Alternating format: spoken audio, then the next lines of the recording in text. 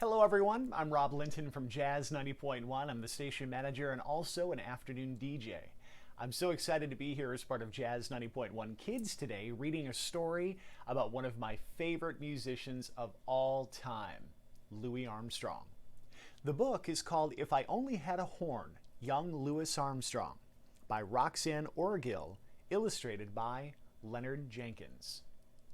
I hope you enjoy hearing this book as much as I've enjoyed picking it out for you. Louis opened the cupboard.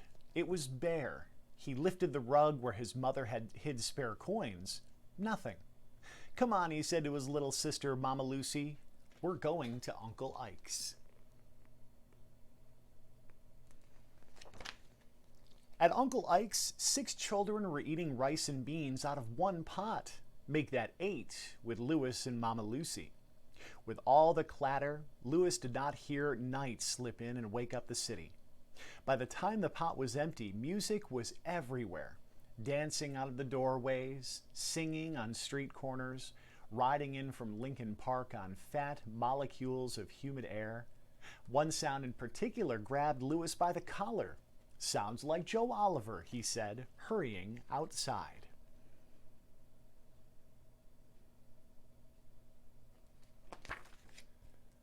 He followed the sound to a crowd of bobbing heads and moving feet outside of the Funky Butt Hall. And yes, it was Joe Oliver, the man they called King, crying wah-wah on his cornet for all of New Orleans to hear. The snare drum stomped out a beat that shouted, "Move your feet." So Louis danced as if the hot blasts of music were scorching his bare feet, grinning as wide as the Big Dipper in the starry sky. "Go, Dippermouth, go," someone called, and Louis danced harder because a good nickname is hard to come by, and he had just snagged a winner. When at last the band turned and marched, not missing a beat, into the hall, he grabbed a piece of the music, riding the air to remember. Later that night, he would sit on the bed he shared with Mama Lucy and his mother, Mayanne, and empty his head of all of the music he had collected that day. In the dark, with his sister breathing softly beside him, he would put together a song. "If I could sing, I could bring home pennies, play slow, drag blues, tap happy feet blues, till the sun rose, if I only had a horn." Louis and his 3 buddies went swimming in the river where the banana boats docked. Afterward, they strolled, cool and dripping, along the dock, and Big Nose Sydney started to sing. The other boys joined in, delivering a home sweet home that was straight and true. A crowd gathered and started asking for their favorite songs, and the boys sang them until their voices were no more than frog croaks, and Big Nose Sydney said, "That's all, folks," and passed his cap around.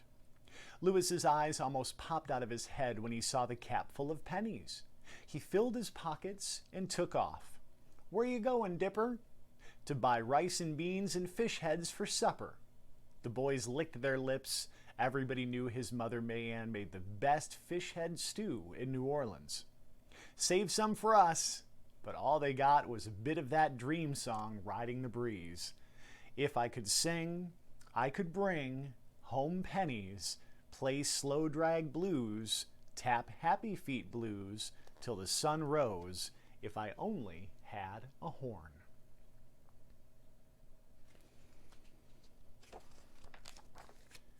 On New Year's Eve, the city of New Orleans celebrated with bang and big time. Oh, the noise, the firecrackers, hot jazz music pouring out of the honky-tonks, and pistols. People shot off anything that was handy just for the fun of it. Louis and his gang were singing on the corner of Perdido and Rampart Streets, collecting pennies by the capful, when a boy fired a 6-shooter from across the street. "Go get him, Dipper," said Big Nose Sydney. Louis pulled out an old .38 that he had found in the bottom of his mother's trunk and shot it 6 times into the air. The boy ran off like a rabbit, and Louis and his buddies fell down laughing.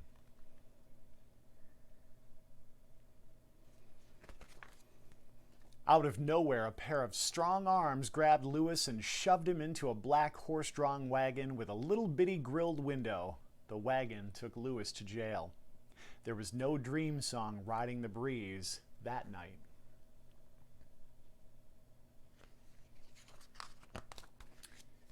Lewis went to live at the Colored Waifs home, a place for poor boys who got into trouble.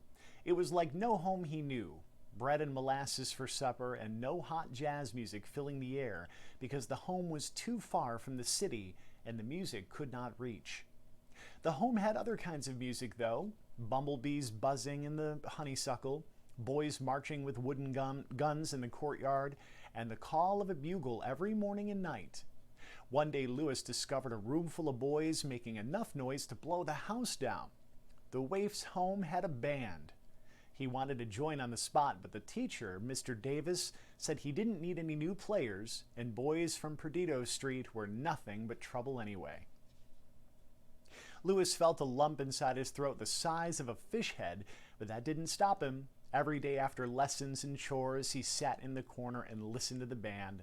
Soon he knew all the parts by heart. After 6 long months of listening, Lewis saw Mr. Davis coming toward him during supper. "Would you like to join our brass band?" he asked. Lewis was too surprised to speak. "Wash up and come to rehearsal then." Running down the hall, Lewis wiggled his fingers on an imaginary horn the way he had seen Joe Oliver do. "If I could sing, I could bring home pennies, play slow drag blues, tap happy feet blues till the sun rose, if I only had a horn." But Mr. Davis did not give Lewis a horn. He gave him a little tambourine and then a drum. Lewis rapped out a beat that made the boys tap their feet. Then he played a snappy little solo. "Hooray for Louis Armstrong," the boys cheered. When Mr. Davis needed a new bugle boy, he chose Lewis over the others. Lewis shined up the dirty old bugle so it gleamed, and at night he blew such mellow tones that the boys tumbled into bed and fell into a deep sleep. But a bugle was not the horn Joe Oliver had used to make those wah-wah sounds outside of the funky butt hall. "I have an awful urge to learn the cornet," Lewis said to Mr. Davis. "I know," said the teacher. "I knew the first day you burst in here. I said, that boy got an earful of Joe Oliver back home and he can't get rid of it. The only cure is to play the horn himself, but you weren't ready. You thought King Oliver learned to blow like that overnight and Buck Johnson and Buddy Bolden too? They didn't. They practiced solemnly." He took down a beat-up old cornet from a high shelf and placed the instrument into Lewis's hands. "You are ready now," he said. "If I could sing, I could bring home pennies, play slow drag blues, tap happy feet blues till the sun rose, if I only had a horn." Lewis put a battered but shiny cornet to his lips and blew. The first strains of Home Sweet Home shot into the air, and the Colored Waifs home band marched down Perdido Street. All the rough and tumble characters from the neighborhood appeared from nowhere and followed, dancing to the jump-happy beat. "It's little Lewis! Find Mayanne quick! Hey, Dippermouth!" Soon everybody Lewis knew had joined the second line. Uncle Ike and his 6 children, Big Nose Sidney and the singing quartet, Mama Lucy and Mayanne, waving a white handkerchief.